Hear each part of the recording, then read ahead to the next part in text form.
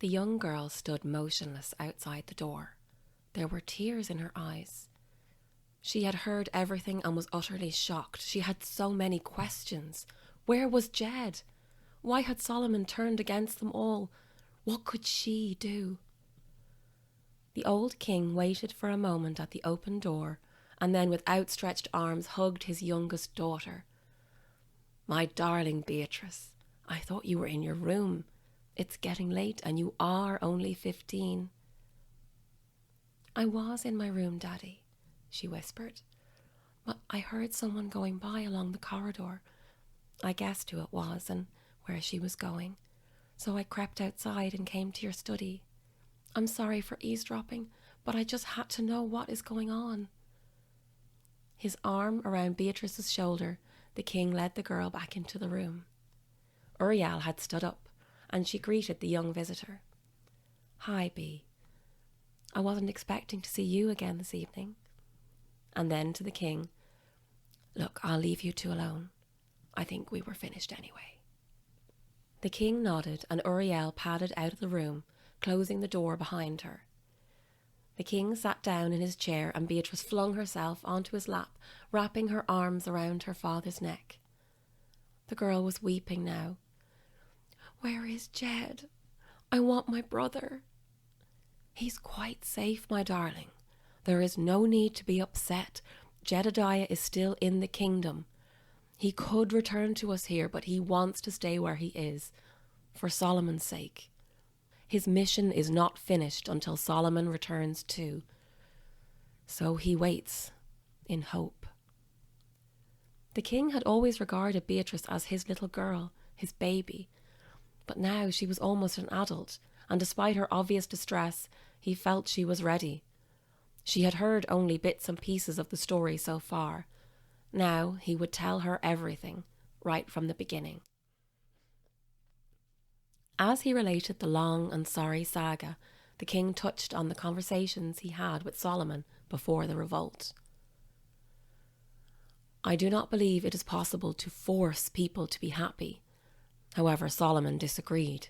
He was convinced he knew better than anyone else what could satisfy the people.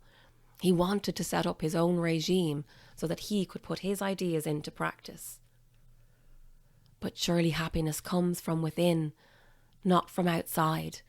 How can anyone be compelled to love their own child, or to laugh at a joke, or to delight in the view from a mountaintop?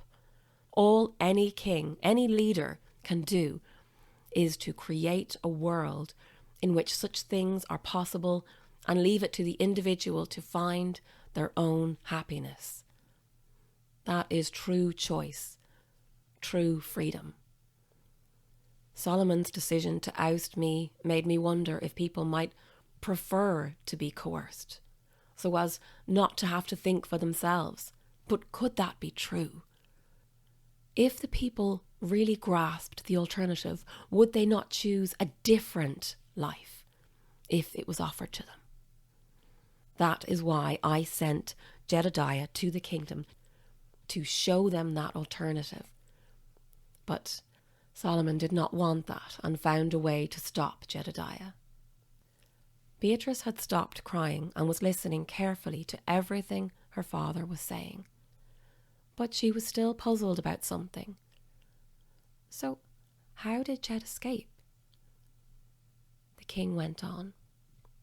"Some of Jedediah's companions betrayed him.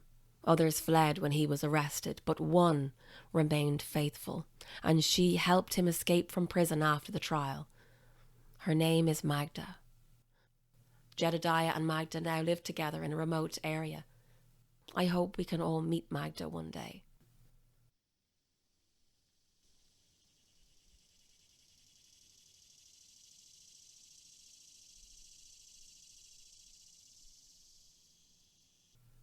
By now it was almost dark, and the only light in the room came from the lamps placed here and there in the king's study.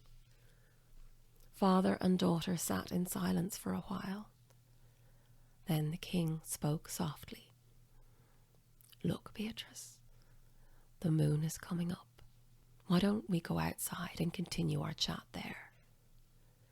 Hand in hand, The king and his daughter walked out into the garden through the open French windows. As soon as they were outside, Beatrice's troubled mind was soothed. Maybe it was the fragrant air that calmed her soul, or was it the intoxicating sound of the cicadas singing in the undergrowth? The bright moonlight illuminated the garden, and the two found a cane seat where they could sit.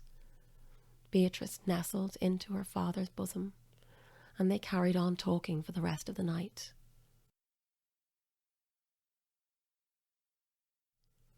Eventually, as the sky in the east began to brighten, the king stood up. "I'd like to stretch my legs, so I'm going for a walk down by the river. Would you like to come, dear?" "No, thank you, father. I'll stay here for a while." Despite her lack of sleep, Beatrice did not feel tired at all. The king was proud of his daughter. Beatrice was still very young, but she was turning into a woman, a wise young woman at that. Maybe everything would turn out all right, after all, as Uriel had said. As he strode towards the river, the old king remembered a tune he'd heard once. He smiled to himself as he listened to it again in his head.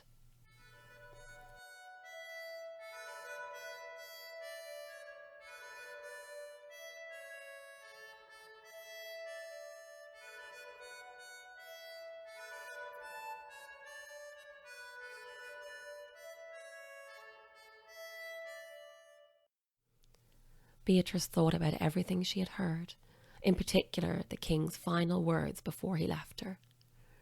As things stand, waking people up to the truth now might free them, but not Solomon.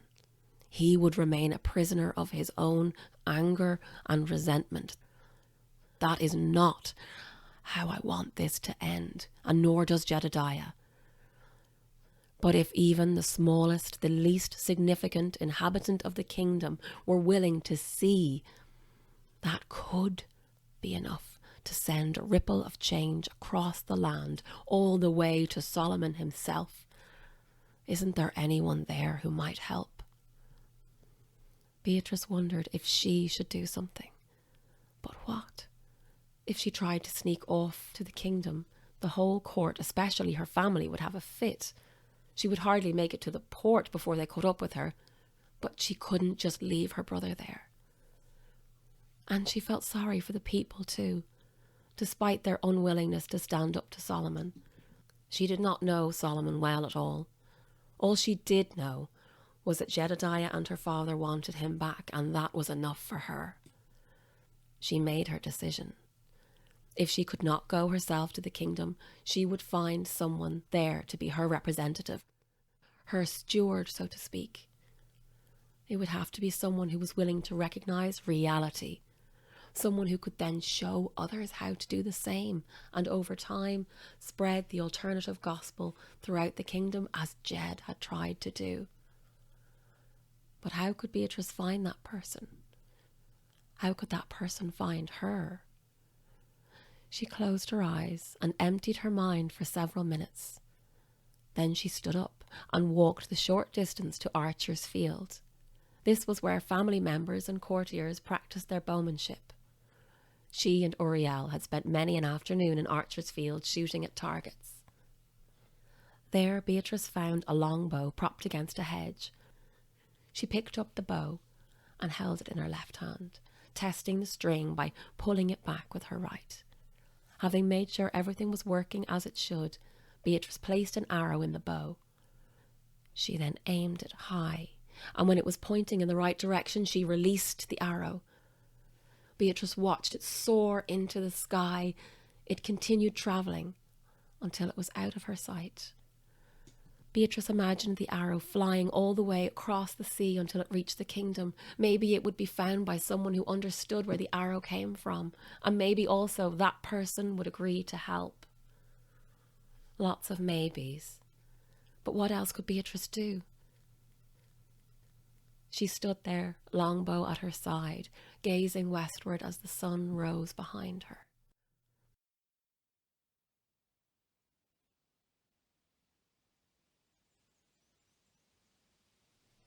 In a far-off wood, an arrow fell out of the sky and embedded itself in a fallen tree lying on the forest floor. The only signs of life around were the birds and a few other creatures. They were curious about the arrow, as they were about anything to do with humans. But the arrow wasn't there for them.